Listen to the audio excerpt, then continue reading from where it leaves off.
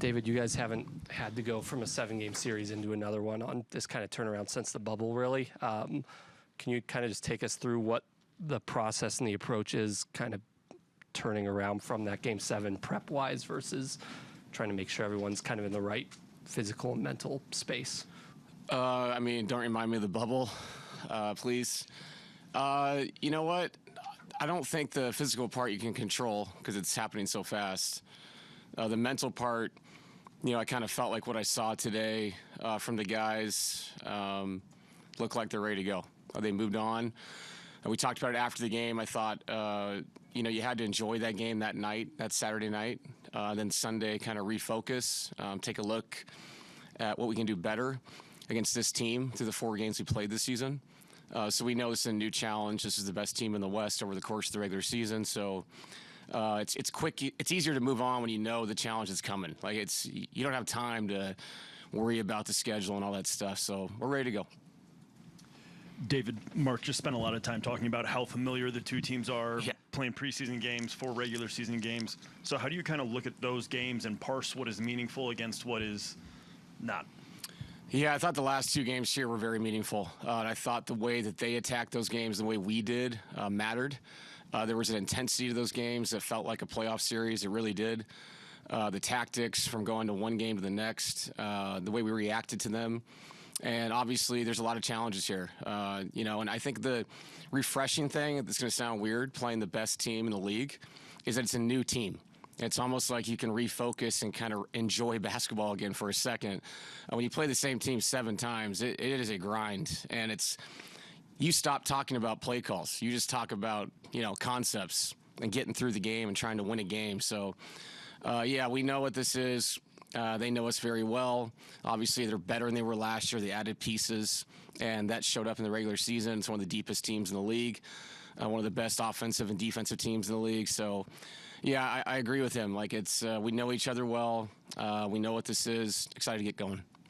Do you think you can use the fact that y'all just kept playing as some sort of advantage? Jamal said maybe there might be some rust, but also acknowledged y'all had a week off before you played the Heat and came out on fire.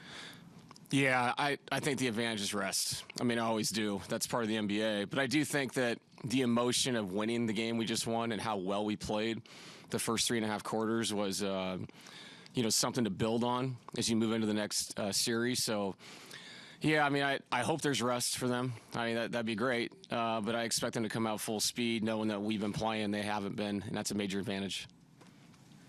Isaiah Hartenstein spent some time with you guys a few years ago. Just curious to know what you remember from his time there and what you think of the type of player he's become since then. Great guy, great teammate, hard worker. You know, it's really hard to be the backup center for Nikola Jokic, and I think it was good for Isaiah's career, not good for us that he went elsewhere and got more opportunity because you get bit minutes with us, and it's just what it is. And not to mention, you know, with Aaron Gordon, you know, capable of playing the backup 5, it's a tough position to be in. And so really cool to see his career, you know, where it's ended up. And for him to come here to this team and this culture they've built, it makes sense that he fits. You know, he's a good dude. Like, seeing him every day was enjoyable. And you can't say that about everybody you work with. I'm not going to name names, but, yeah, that's one of the guys I like seeing every day.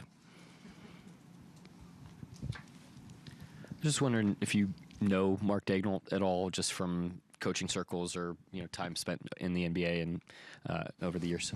Yeah, not well. I sat next to him at the head coaches meetings when Mo was out for health reasons. I went to Chicago and sat and talked with him a little bit. Great guy. And, you know, I actually coached against him when Mo had COVID years back. And that was a really cool experience because I've had such respect for Mark from, you know, watching him build this thing and with the way they've built it with this franchise. So seems like a very humble guy, very organized coach. There's no frills with that team. They do what they're good at, and they do it well. And that's a testament to him. He's not trying to reinvent the wheel here. And, you know, that's part of coaching, is knowing what's best for your group of guys, and he does that extremely well.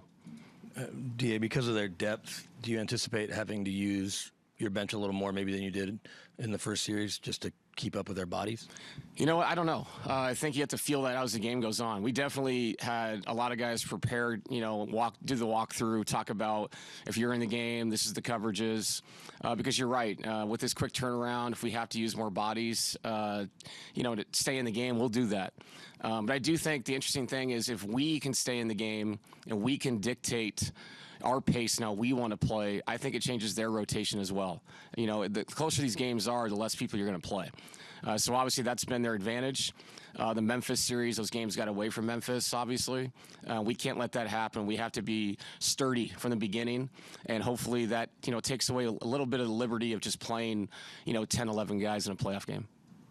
David, Aaron's calf is an injury that's come and gone all season. Is it the kind of thing where an extra day of rest helps, or is it just he wakes up, he sees how he feels, and that's that? Yeah, it's the ultimate day-to-day with Aaron. I will say that Aaron, through those last 3 games into the playoffs, has pushed that thing, and he's taken a chance every time he explodes and jumps, and we know what he's doing for our team. We know that there's a risk there, and if it was during the regular season, I don't think this would be happening. I think we'd be managing him just like he was, taking games off, trying to get to the end of this marathon that we call the regular season. So Aaron's a warrior. How good was he in Game 7? So efficient, did so many small things, and one of the craziest lob dunks I've ever seen in a game like that. So Aaron is incredible, man. The Game 4, the play he made, that's an all-time series from Aaron Gordon. Thank you, Coach. Yep.